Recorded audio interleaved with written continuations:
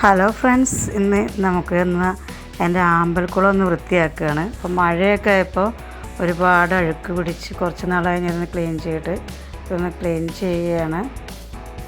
ഒരുപാട് അഴുക്കായതുകൊണ്ട് ഒരുപാട് സമയം വേണ്ടി വരും. അപ്പോൾ ഇതൊന്ന് ആദ്യം ഇതിൽ കുറച്ച് പായലുകളൊക്കെ ഉണ്ട്, അതൊക്കെ ഒന്ന് മാറ്റാം. പിന്നെ ഇതിൽ കുറേ ഗപ്പികളുണ്ട്. ഇപ്പോൾ ഗപ്പി നിറയെ കുഞ്ഞുങ്ങൾ വിരിഞ്ഞിട്ടുണ്ട്. അതുകൊണ്ട് ഭയങ്കര ബുദ്ധിമുട്ടാണ് ഇതിലെ വെള്ളമൊക്കെ മാറ്റാൻ.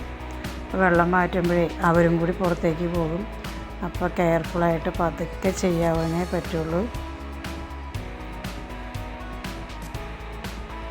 ഇപ്പോൾ മഴയൊക്കെ ഒന്ന് മാറിയ സമയത്താണ് ഇത് ചെയ്യുന്നത്. പിന്നെ ഇതൊക്കെ ചെയ്യുന്നത് നമുക്കൊരു സന്തോഷമാണ്, ഒരു എൻ്റർടൈൻമെൻറ്റാണ്. അതുകൊണ്ട് തന്നെ ഇതൊക്കെ ചെയ്യാൻ എനിക്ക് വളരെ ഇഷ്ടമാണ്. പിന്നെ മഴ ആയതുകൊണ്ട് ഇങ്ങനെ ഇതായിപ്പോയെന്നുള്ളൂ. അതിന് ഇടയ്ക്കിടയ്ക്ക് ഇങ്ങനെ ക്ലീൻ ചെയ്യുന്നതാണ്. ആമ്പലൊക്കെ ഒരുപാട് ഇങ്ങനെ മഴയായപ്പോഴേ വളം ചെയ്യാതെ തന്നെ ഒന്ന് ശോഷിച്ചു പോയി. അപ്പോൾ അതിനൊക്കെ ഒന്ന് വളം ചെയ്യണം. ആദ്യം ഇതൊക്കെ ഒന്ന് ക്ലീൻ ചെയ്യാം.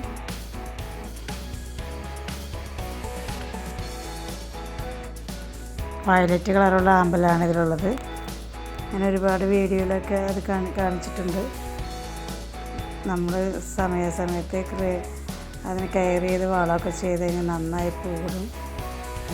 ഞാനിപ്പോൾ കുറച്ച് നാളായിട്ട് ഇത് ക്ലീൻ ചെയ്യലുമില്ല, വളം ചേർക്കലുമില്ല. അതുകൊണ്ട് പൂവൊക്കെ കുറവാണ്. ഇപ്പോൾ എല്ലാം ക്ലീൻ ചെയ്തിട്ടുണ്ട്.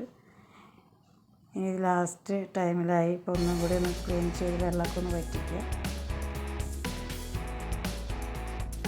പിന്നെ ഈ പായൽ ഞങ്ങളത്തെ എൻ്റെ അക്വേറിയത്തിലെ മീനുകൾക്ക് ഞാൻ ഇടയ്ക്കിടയ്ക്ക് ഇട്ട് കൊടുക്കുന്നതാണ് ഈ പായൽ. പിന്നെ ഈ പായൽ ഇതിലുള്ളത് കൊണ്ട് ഇവർക്ക് ഗപ്പികൾക്ക് നല്ലതാണെന്ന് വെച്ചാൽ നല്ല വെയിലുള്ള സ്ഥലത്താണ് ഇരിക്കുന്നത്. അപ്പോൾ മഴക്കാലം മാറി നല്ല വെയിൽ വരുമ്പോൾ ഈ വെള്ളം നന്നായി ചൂടാകും. അപ്പോൾ ആ ചൂടിൽ നിന്ന് ഒരു തണൽ കിട്ടാനായിട്ട്, ആ വെള്ളത്തിനൊരു തണുപ്പ് കിട്ടാൻ ഈ പായൽ നല്ലതാണ്. പക്ഷേ ഒരു 2 തരിയൊക്കെ ഇട്ട് കഴിഞ്ഞാൽ ഇഷ്ടം പോലെ ഇത് പെരുകൂട്ടോ, പെട്ടെന്ന് തന്നെ നിറയും. അപ്പോൾ നമ്മൾ ആമ്പലിന് വളരാനൊരു സൗകര്യം ഉണ്ടാവില്ല. ആമ്പലപ്പോൾ ശോഷിച്ചു പോകും. പിന്നെ നിറയെ ഒച്ചും കയറി. മഴക്കാലമായപ്പോൾ ഒച്ചിൻ്റെ ഒരു സമ്മേളനം തന്നെയാണ്. അപ്പോൾ എല്ലാ ദിവസവും ഉപ്പിട്ട് ഒച്ചിനെ കൊല്ലുകയാണ്. ആമ്പൽ ഞാനൊരു പ്ലാസ്റ്റിക് പോട്ടിലാണ് വെച്ചിരിക്കുന്നത്. അപ്പോൾ അതൊക്കെ ഒന്ന് ക്ലീൻ ചെയ്യണം. പിന്നെ വേറൊരു കപ്പിലും വെച്ചിട്ടുണ്ട്. പായലൊക്കെ മാറ്റി ഒന്ന് ക്ലീൻ ചെയ്യാം. ഇന്നത്തെ ഒരു രാവിലെ തൊട്ടൊരു ഉച്ച വരെയുള്ള പണി. ഇനി ഇതിനാവശ്യമായ വളങ്ങളൊക്കെ ചേർത്ത് നമ്മളൊരു കോട്ടൺ തുണിയിൽ കെട്ടിയിട്ട് ഇതിലേക്ക് മണ്ണിനടിയിലേക്ക് വയ്ക്കണം. അല്ലെങ്കിൽ നമ്മുടെ മീനുകൾ അതിലുള്ളത് കൊണ്ട് അവർക്ക് ശല്യമാകും. അപ്പോൾ അതുകൊണ്ട് തന്നെ മുകളിൽ വളം ഇട്ട് കൊടുക്കാൻ പറ്റില്ല. അപ്പോൾ വളം നേരിട്ട് ആമ്പലിന് കിട്ടുന്ന വിധത്തിലൊന്ന് കുഴിച്ചിടണം.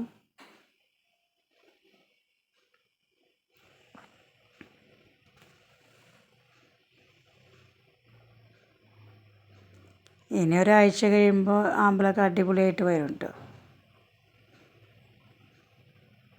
എന്തും നമുക്ക് ചെയ്യാനൊരു താല്പര്യം വേണം. പിന്നെ അതിനൊരു സമയം കണ്ടെത്തണം. നമ്മൾ സന്തോഷമാണ് ഇതൊക്കെ ചെയ്യുന്നത്. അതിനൊക്കെ ഒരു സമയം കണ്ടെത്തണം. എനിക്ക് കുറച്ച് നാളായിട്ട് വേറെ കുറച്ച് തിരക്കായതുകൊണ്ട് ചെയ്യാൻ സമയം കിട്ടിയില്ല. പിന്നെ അതിരാവിലെ ഇറങ്ങാൻ പറ്റില്ല, നല്ല കൊതുകാണ്. വൈകിട്ട് ഇറങ്ങാൻ പറ്റില്ല, നല്ല കൊതുകാണ്. പിന്നെ ഉച്ച സമയത്ത് ഇവിടെ നല്ല മഴയുണ്ടെങ്കിൽ മഴ, വെയിലാണെങ്കിൽ നല്ല വെയിൽ. അങ്ങനെ സമയം നോക്കിയിരുന്ന് പോയതാണ് എൻ്റെ ആമ്പലൊക്കെ.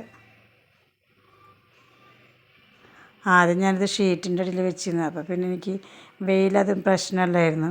പിന്നെ ഇതിൽ വേറെ മീനുകളൊക്കെ ഇട്ടിരുന്നത് നമ്മൾ കൊക്കാശാൻ വന്നെടുത്തുകൊണ്ട് പോകും. ഒരു പ്രാവശ്യം നല്ല എപ്പോഴും വരും. അപ്പോൾ അവർ ഇപ്പോഴും തരം കെട്ടിക്കഴിഞ്ഞാൽ വന്ന് നമ്മൾ മീനൊക്കെ കൊണ്ടുപോകാറുണ്ട്. അപ്പോൾ ഇതിൻ്റെ മേലെ ഞാൻ നെറ്റൊക്കെ ഇട്ടിരുന്നു. പക്ഷേ ഈ ആമ്പലുള്ളത് കൊണ്ട് നെറ്റ് ഇട്ട് കഴിഞ്ഞാൽ ആമ്പലിന് വളരാനായിട്ട് പറ്റില്ല. അതുകൊണ്ട് തന്നെ നെറ്റൊക്കെ എടുത്ത് മാറ്റി.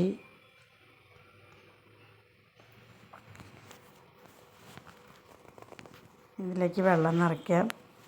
ഇപ്പോൾ ഇത് ആമ്പൽക്കുളമൊക്കെ അടിപൊളിയായിട്ടുണ്ട്.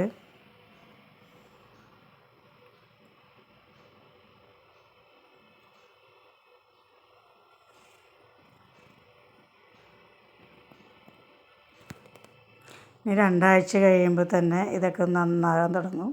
നമ്മൾ ആമ്പലിൽ നിറയെ പൂക്കളുണ്ടാവും. അതിൽ നിന്ന് മാറ്റിയ പായലൊക്കെ ഒന്ന് വെള്ളത്തിലിട്ട് വെച്ചിരിക്കുകയാണ്. നമ്മളുടെ അക്വേറിയത്തിൽ മീൻ കൊടുക്കണമല്ലോ.